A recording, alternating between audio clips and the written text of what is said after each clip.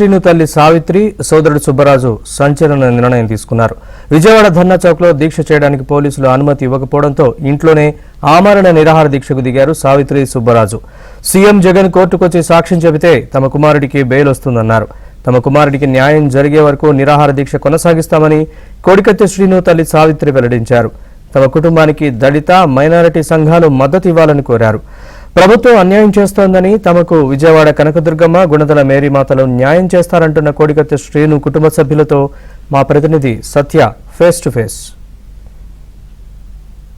తన కుమారుడు ఆకలితో ఉంటే తామెలాగా తిని ఉండగలమని చెప్పి అతని తల్లి సావిత్రమ్మ, సోదరుడు సుబ్బరాజు ఇద్దరు కూడా దీక్షకు దిగిన పరిస్థితి అయితే ఉన్నాయి. విజయవాడలో ఉన్నటువంటి నివాసంలో వారు దీక్షకు దిగిన పరిస్థితి. ప్రస్తుతం వారు మనతో ఉన్నారు. అసలు వారు దీక్షకు దిగడానికి గల కారణాలు ఏంటి, ఎందుకు దీక్ష దిగారు, వారిని అడిగి తెలుసుకుందాం. అమ్మ, మీ అబ్బాయి కోడికత్తి శ్రీను అలియాస్ జనిపల్లి శ్రీనివాస్ అప్పట్లో ప్రతిపక్ష నేత మీద దాడి చేశారని ఆరోపణలు ఉన్నాయి. 5 ఏళ్లుగా రిమాండ్ ఖైదీగా ఉన్నారు. సాధారణంగా ఉగ్రవాదులు కూడా 6 నెలల్లో బెయిల్ వచ్చిన పరిస్థితి. ఇతనికి ఎందుకు బెయిల్ రావట్లేదు అనుకుంటున్నారు? మీరు ఎందుకు ఈ దీక్షకు దిగారు?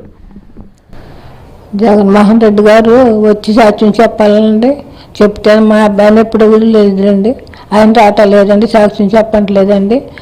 అందుకు మేము దగ్గర చేస్తున్నామండి. మా ఇంట్లో పోలీసు వారు అనుమతి ఇవ్వటలేదండి. మా ఇంట్లోనే కూర్చొని చేస్తున్నామండి. నా కొడుకు వైజాగ్లో చేస్తున్నారండి. అమ్మాయి అక్కడ చేయండి, నేను ఇక్కడ చేస్తానని అక్కడ కూర్చున్నానండి. ఆ రోజు బాగోలేదండి నా కొడుక్కి. మేము ఇక్కడ మా ఇంట్లోనే ఉండి చేసుకుంటున్నామండి. నాకు తేలిన దాకా మేము చేస్తాం. బయట పోలీసులకు అనుమతి కోసం అడిగారు కదా, అనుమతి ఇవ్వలేదా? ఏం జరిగిందమ్మా? ఇవ్వలేదండి, అనుమతి ఇవ్వలేదండి. అందుకు మా ఇంట్లోనే కూర్చుని చేసుకుంటున్నామండి. నా కొడుకు ఏమో జైల్లో చేస్తున్నారండి. అక్కడ మేమేమో ఇక్కడ చేసుకుంటున్నామండి.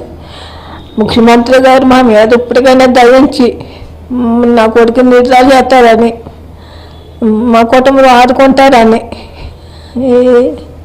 కోరుకుంటున్నామండి. అంటే ఈ వయసులో దీక్ష అంటే చేయగలుగుతారా? మరి ఎన్ని రోజులు చేయగలుగుతారు? ఏంటి చేస్తాము, ఎప్పుడు చచ్చిపోతామండి. అంతే అండి. ఇంకా నా కొడుకు అన్నానేటండి. నా కొడుకు అన్న వాళ్ళు మట్టించి అందులో జైలు చిక్కడిపోయారండి. నేను బతికితే అంటే నా కొడుకు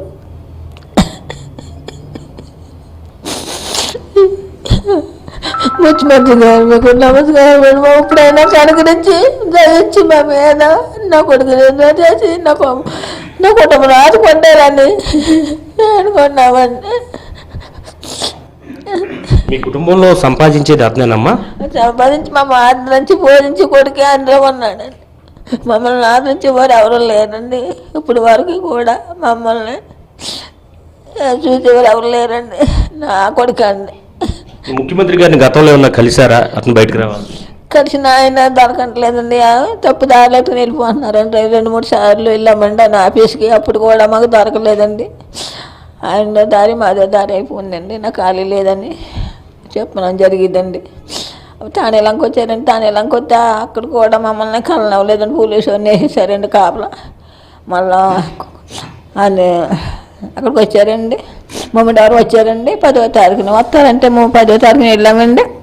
ఐఆర్సీ గారు లోన్ పెట్టేసండి. ఆయన వెళ్ళిపోయిన దాకా సభ అయిపోయిన దాకా ఉండి వెళ్ళిపోండి అన్నారండి అసీ గారు. అతను మేమే చూసుకుంటాంలే అన్నారండి. అసీ గారు కూడా మేమని పట్టించుకోలేదండి. ఆయన ట్రాన్స్ఫర్ అయిపోయారండి. ఇప్పుడు జనిపల్లి శ్రీనివాస్ సోదరుడు సుబ్బరాజు కూడా మనతో ఉన్నారు.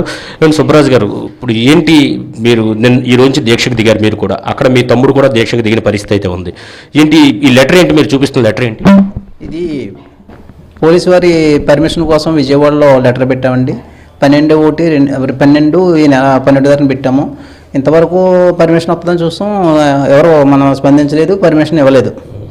కనుక ఈ కోడికత్తి విషయంలో జగన్మోహన్ రెడ్డి గారు లబ్ధి పొంది ఆసరాలు తీసుకుని దీన్ని అమాయకుడైన నా సోదరుడు జనిపల్లి శ్రీనివాసరావుని జైల్లో పెట్టేశారండి. సుమారు 5 సంవత్సరాలు అయిపోయింది రిమాండ్ ఖైదీగా. ఇంతవరకు కూడా ఇడిచిపెట్టలేదు. మేము కూడా ముఖ్యమంత్రి గారిని చాలాసార్లు విన్నపించుకున్నాం, లెటర్లు పెట్టాం, కలవాలని ఆఫీస్కి కూడా వెళ్ళాం. ఆయన ఏమి స్పందించలేదు. మేము మన రాష్ట్రంలో అన్ని న్యాయస్థానాలకు కూడా తిరిగమ్మ సలీం గారు తిరిగారు కష్టపడి. కానీ న్యాయస్థానాలు కూడా ఏమీ స్పందించట్లేదు. కేవలం ఎందుకు స్పందించట్లేదంటే జగన్ గారికి భయపడి. ముఖ్యమంత్రి గారిని ఏం కోరుతారండి ఫైనల్గా చెప్పండి? ఫైనల్గా ముఖ్యమంత్రి గారిని వేడుకునేది ఓటేనండి. కోర్టుకు వచ్చి సాక్ష్యం చెప్పండి, నా తమ్ముడికి కేసు తెమిలిపోద్ది, లేదు ఎన్ఓసి ఇవ్వండి, బెయిల్ అయినా వస్తుంది. రెండేట్లో ఏదో ఒకటి చేయండి. మీరు సీనియర్ల మేము అమర నిరాహార దీక్ష పచ్చి మంచినీళ్ళు కూడా ముట్టకుండా మా ప్రాణాయాన్ని అర్పించి ఈ అమర నిరాహార దీక్ష న్యాయం జరిగే వరకు కూడా మేము విరమించమని విన్నపం చేస్తున్నామండి. మీ తల్లిగారి వయసు పెద్ద వయసు, ఈ వయసులో ఆమెతో ఈ దీక్ష చేయించడం సమంజసమేనంటారు? మా తల్లిగారికి 6 సంతానం సార్, 6వ కుమారుడు. కొడుకు లేని బతుకు తల్లికి ఎందుకు? అందుకని నా కొడుకు అక్కడ విశాఖపట్నం జైల్లో నిరాహార దీక్ష చేస్తున్నాడు. నా కొడుకు కన్నా ముఖ్యమైన నా ప్రాణం, నా కొడుకే ముఖ్యం. అందుచేత నా కొడుకుకి నేను ప్రాణాలు త్యాగం చేస్తానని చెప్పి మా తల్లిగారు కూడా నిరాహార దీక్ష చేస్తుందండి.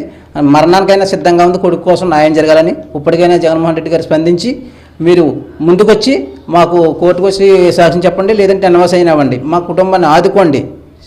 మీ వల్ల మా కుటుంబం రోడ్డున పడిపోయింది, నాశనం అయిపోయాం మేము, మీరు గమనించండి. దీక్షను ప్రారంభించారు కాబట్టి ఈ దీక్ష ఆమరణం కొనసాగుతుంది. తన తల్లి వయసు కూడా లక్ష్య పెట్టకుండా కొడుకు కోసం దీక్ష చేస్తుంది. ఆమె దీక్ష చేస్తుంది కనుక తాను కూడా చేయాలని నిర్ణయించుకున్నాను కాబట్టి ఖచ్చితంగా ఈ దీక్ష మా లక్ష్యం నెరవేరే వరకు కొనసాగుతుందని వారంతా చెప్తున్న పరిస్థితి అయితే ఉంది. ఇది